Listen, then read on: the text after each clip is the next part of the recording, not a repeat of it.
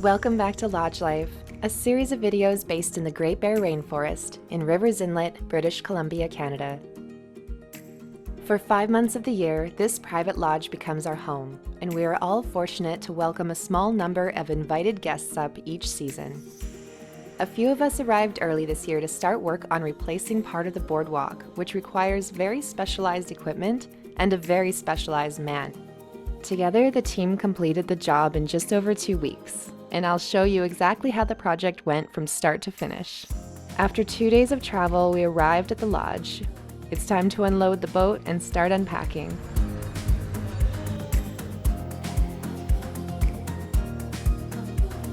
It feels so good to be back in the kitchen again, and just out the front doors, so much is happening to set up for the summer.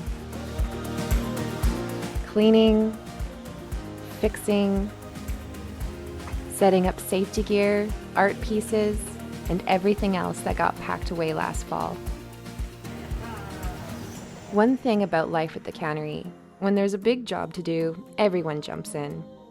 Moving the 19-foot ironwoods out of the lodge is no small task, but with a bit of teamwork, some creative rigging, and a lot of muscle, they make it happen.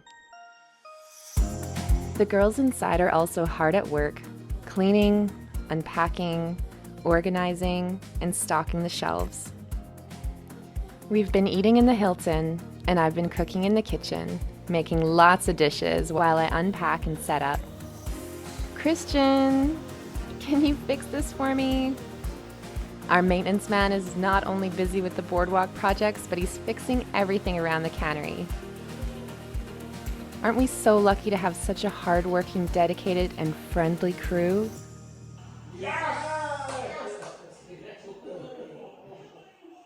Oh, thanks God. Good morning. Coffee's on and breakfast is almost ready. It's important to fuel up for another 10-hour workday.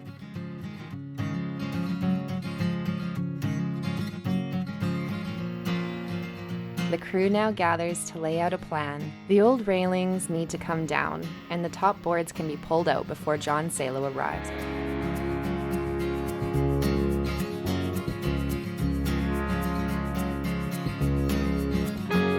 Piece by piece, they start dismantling the boardwalk.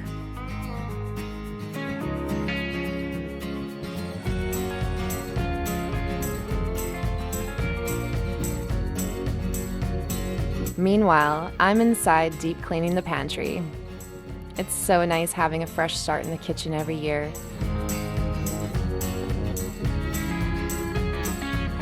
And with more food smells around the cannery, the martens are starting to cause some problems for us. But this isn't new to us, though. We know how to handle it. The traps are set, and now we wait.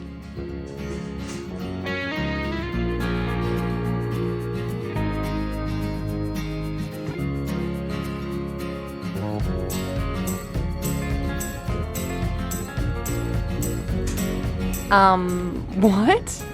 Okay, Martin, you're obviously smart and super cute. Look how cute.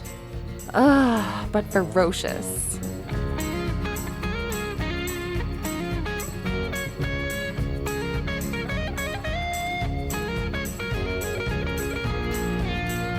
What the heck? That little bugger. Oh, he did. Oh, he's so light.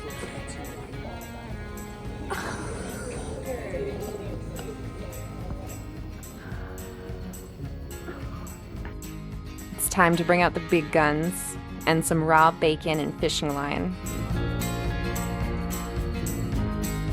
This should do the trick. And it does.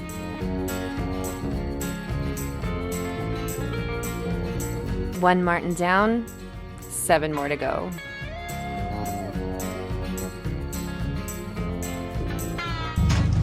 Hello, Mr. Martin. We're going to release you now. Are we recording? Yep. There. See you, buddy.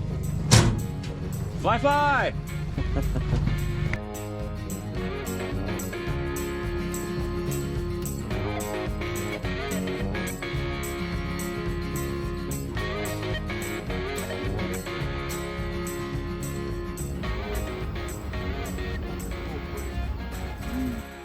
The Grumman Goose just arrived to drop off 2 more beautiful people to the cannery, unfortunately only for a short visit. The Goose is such a cool plane. Built back in the 1930s, it was originally designed for wealthy businessmen flying between New York and Long Island. But like most things from the 30s, it quickly got drafted into bigger jobs, like military service during World War II, search and rescue missions, and flying supplies into some of the most remote places on the planet. These amphibious planes can land both on water and land. Only a few are still flying today, which makes it a pretty special moment every time one arrives here at the lodge.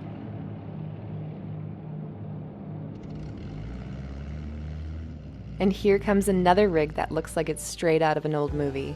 But this one reminds me of Waterworld. Jon Salo is now pulling up in his tugboat, the Robert G2. Tied off behind him is an A-frame boom built for some serious heavy lifting. The rig looks like it was built for salvaging treasure or lifting submarines out of the ocean. And seeing it out here in action in this remote inlet is a pretty epic sight. It's all part of the behind-the-scenes work that keeps this place running, even if it feels like we've suddenly dropped into a post-apocalyptic sea adventure. To position the boom in just the right spot, the dock had to be moved over. And with the help of the tug, a skiff, and a lot of muscle, the guys got the job done.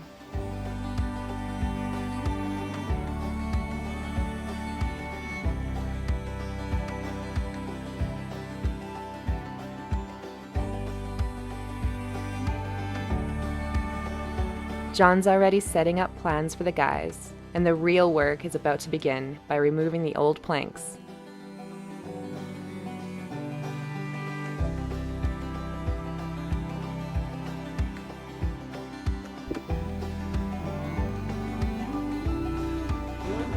Hang on, Kevin. Hang on, you guys.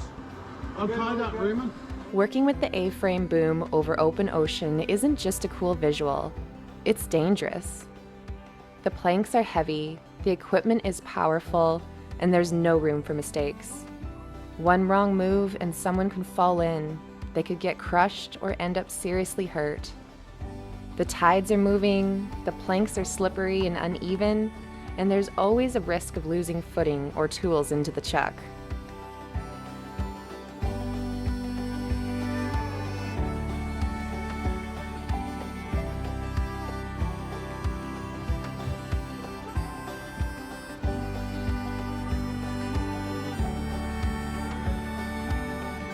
And now that everything's in place, Jon cuts through the old planks. With the slings rigged and ready, the goal is to lift out the old section of joists.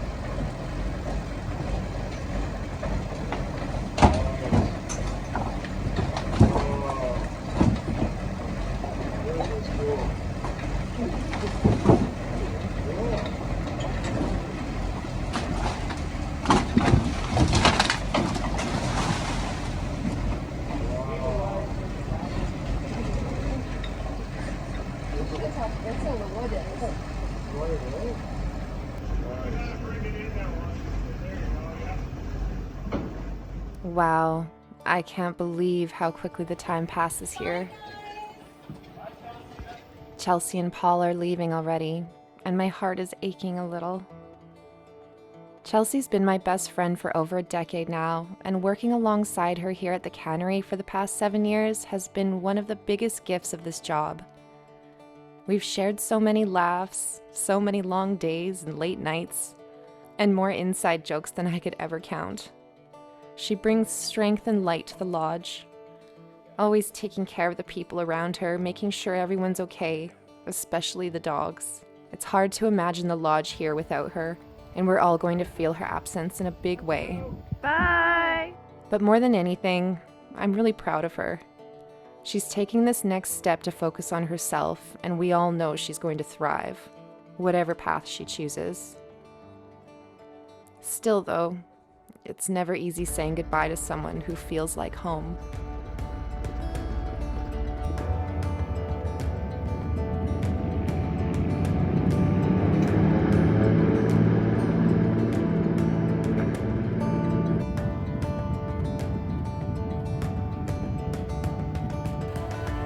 A little quad cart ride should cheer me up.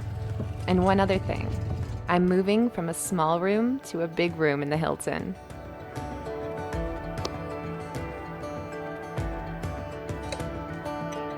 Farewell, my friend.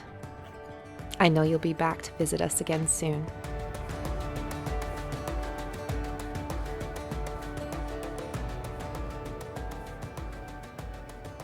It's Sunday today, and that means the Central Coaster is pulling in. That also means all hands on deck, as there's a lot of things to put away. The barge is one of the vital lifelines to this place, bringing fuel, supplies, and materials. Most of what we need to keep the lodge running. She makes her rounds along the coast from Port Hardy, servicing remote communities and camps just like ours. She's not flashy, but she's tough and built for long hauls and unpredictable weather. The guys are all geared up well for both the weather and for safety. The forklift brings pallets out of the cooler, which will be lifted over to us with the crane.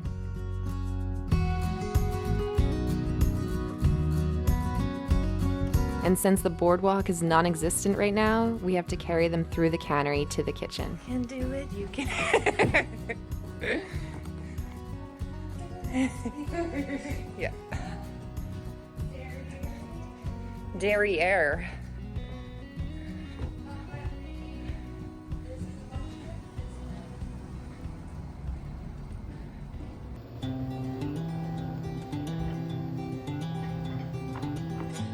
It's lunchtime, and Sharon is doing her happy dance. Between meals, I've been working on moving the dry storage out from the walk-in cooler, which is now turned on, as well as the walk-in freezer, which means the chest freezers can be emptied.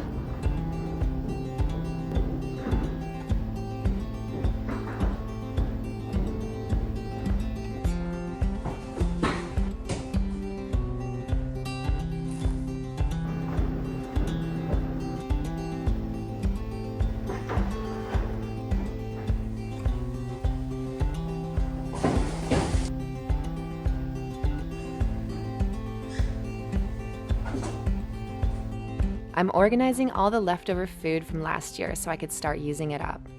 Upstairs, Sharon's working on setting up the lounge.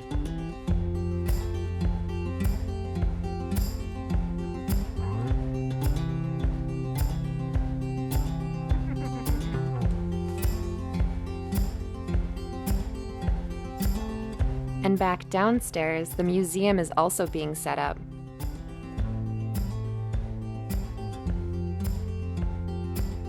Another breakfast, another lunch, another dinner, another slop run.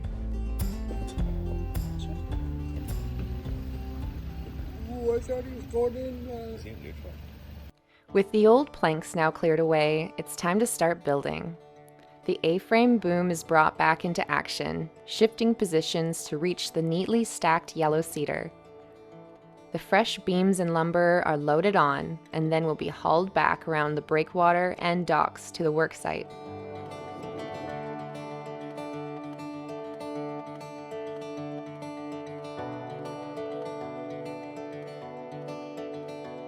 Now the rebuild can begin. A fresh start with fresh lumber. One by one, the beams are placed, but before the rebuild can fully take shape, there are still a couple stubborn beams that need to come out. Kevin's having a bit of a time removing the drift pins, and Ray reminds him it's easier with 2 wrenches, so they have to do some magnet fishing for the other one.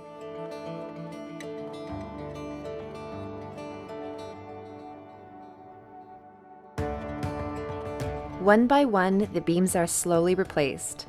Shims are added under the beam so it sits level on the pilings. The beams have been replaced, and now it's time to drill the holes for the drift pins.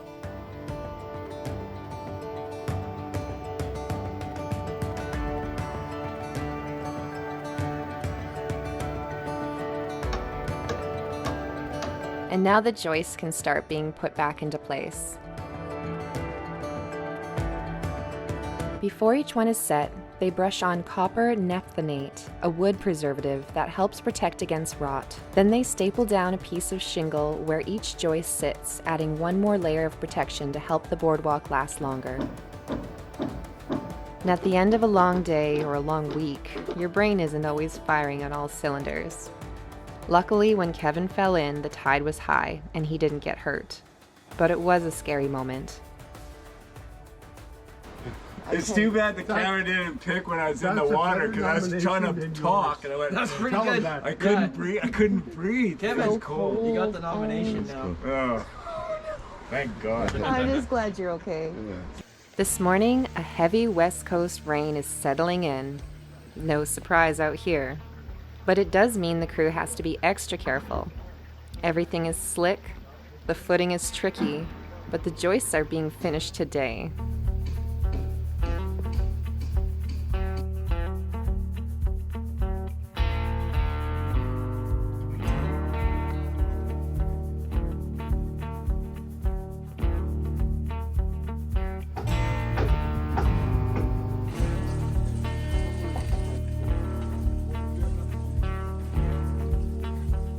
I think it's supposed to rain today.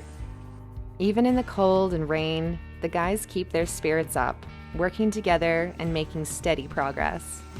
I resemble that remark.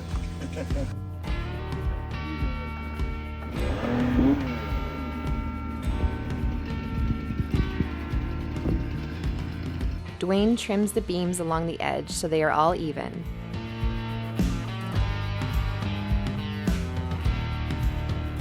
And just like that, it's time to start laying down the boardwalk.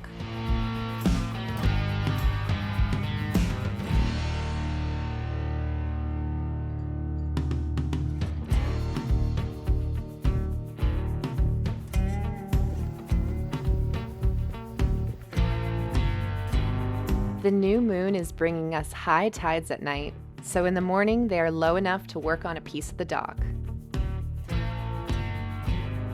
The wood is being replaced and the floats got a good cleaning. The guys scraped off all the mussels growing along the sides, and that stirred up a whole lot of activity in the bay. The next day, the ocean floor was crawling with life. Hundreds, maybe even thousands of baby Dungeness crabs scuttled around the shallows. It was really wild to see.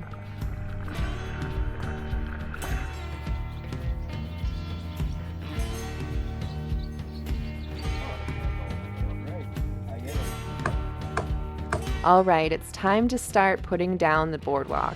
One by one, the new walkway starts to come to life.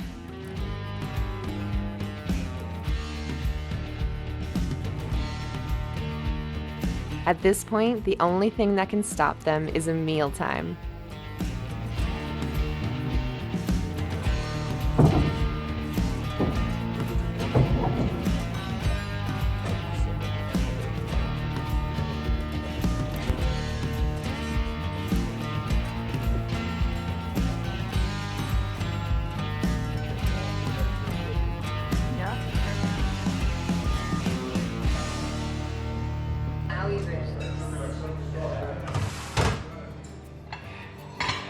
Tonight is an extra special night.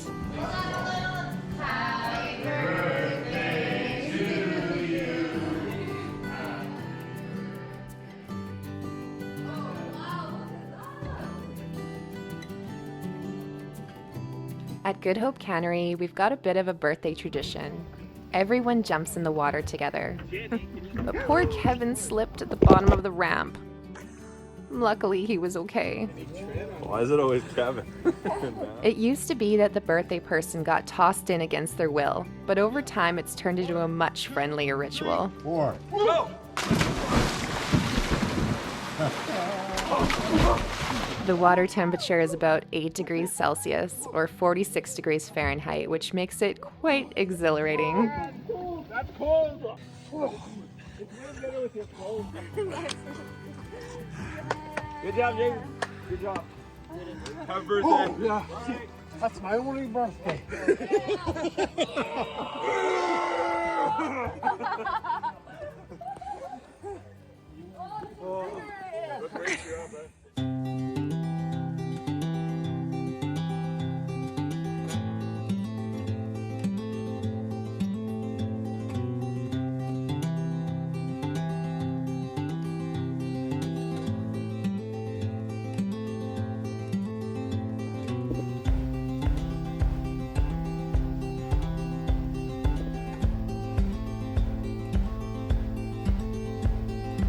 The next step in the Boardwalk project is making out where the railings need to go, and that part has to be precise. With the heavy lifting done, Jon Salo will soon be leaving, so Kevin and Christian take over, methodically placing posts that will hold the railing in place.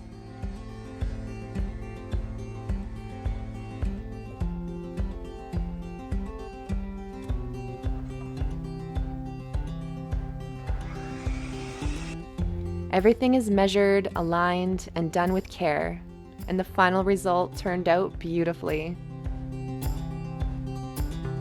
Now the last screw. Good job, guys. Before Jon goes, he's promised to show Ray a few tricks when it comes to tying knots, which will be very helpful for him this summer as it's his first year as a dockhand.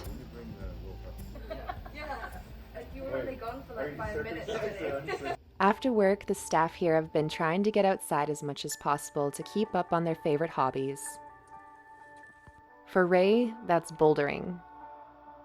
For Ruby, it's taking long walks in the rain. On our walk, we managed to find some nice flowers and leaves to make a little bouquet for the arrival of the owner. Everything's in its place now. We are ready for him to arrive with a few other VIPs.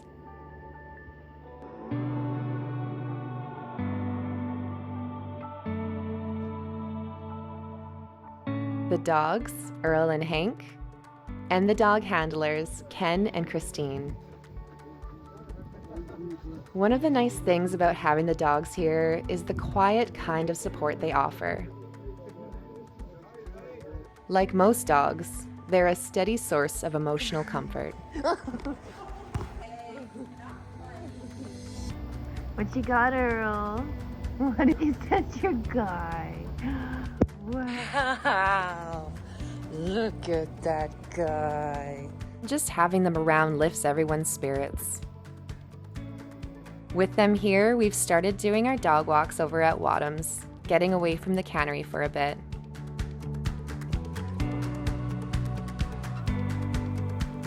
Sometimes those peaceful getaways turn into something more exciting, like bringing in a fresh catch of Dungeness crab. Whoa.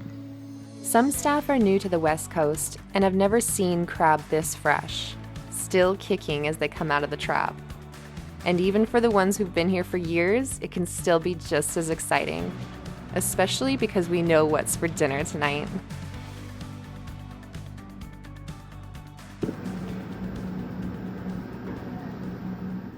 Not long after, I received some bad news. A bit of a family emergency that I knew I needed to be there for. It all happened so quickly. The next day, the owner had a plane come to pick me up to bring me to Vancouver. It's always hard to leave this place, especially so early in the season.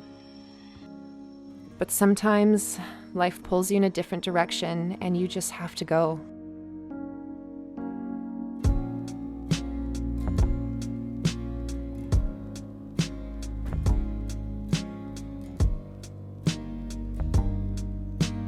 As the plane prepares to take off, I feel incredibly lucky to have such a solid crew behind me, knowing I can leave and trust them to take care of everything.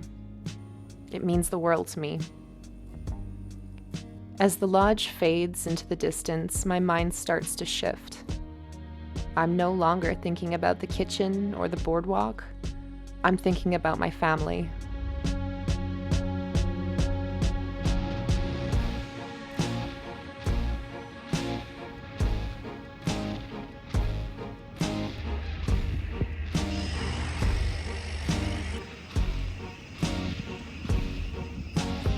I'm at the Vancouver airport now, about to board my second flight that will take me to Edmonton, Alberta.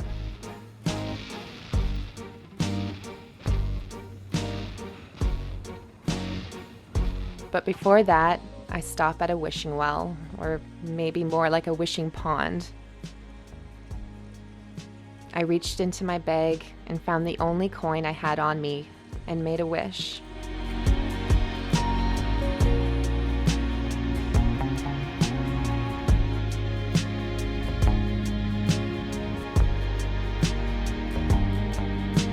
After a long day of travel, Alberta welcomed me home by opening up her sky, just enough to let a little sun shine through.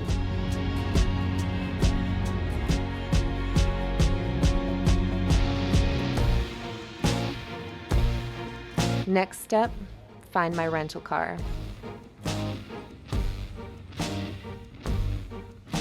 Then I've got about an hour drive north, and soon I'll be arriving at my parents' house.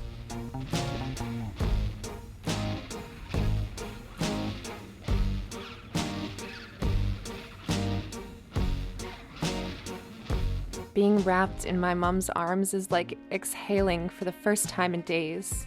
It's safety, it's warmth, and in that hug, I was home.